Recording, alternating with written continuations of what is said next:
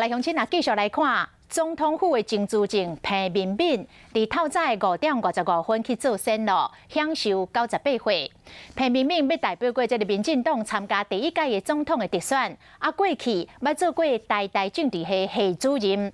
尾啊，因为发表着台湾人民自救宣言，流亡海外20外邦。而这个美国创办着台湾人公共事务会，继续为民主来奋斗，互看作是台独的教父。蔡总统对彭明敏的离开是边疼唔甘。总统府真主席彭明敏今仔日下午5:55过身，活甲98岁。 1923年出世的彭明敏，捌伫咧加拿大和法国留学。二战时期伫咧日本去美军轰炸，互伊的倒手骨断去。1961年担任台政治系主任。1964年和谢聪明、魏廷朝发表《台湾人民自救宣言》，互判刑8年。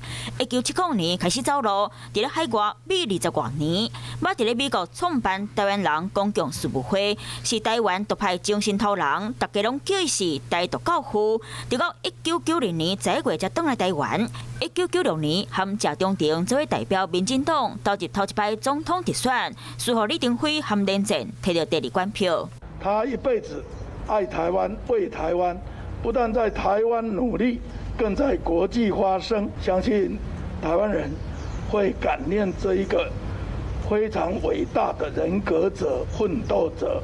我们的后来者会继续追随他的脚步。他的一生对台湾的贡献呢是非常大，那么值得后人来感念。蔡总统知影彭明敏过身，感觉真唔甘，有讲到彭明敏的人格和信念，开发一个搁一个世代人民，坚定守护台湾的主权尊严和民主自由。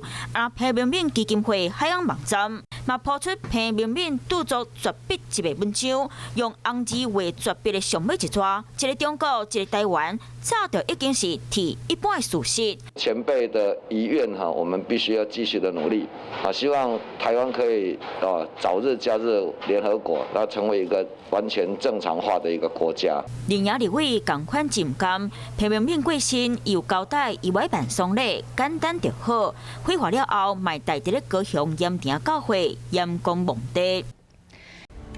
我是陈雅玲，想要跟我一起从零掌握天下事吗？赶紧按下华视新闻 YouTube 频道的订阅按钮，开启小铃铛，跟我一起探讨公共议题，给您最专业的华视新闻。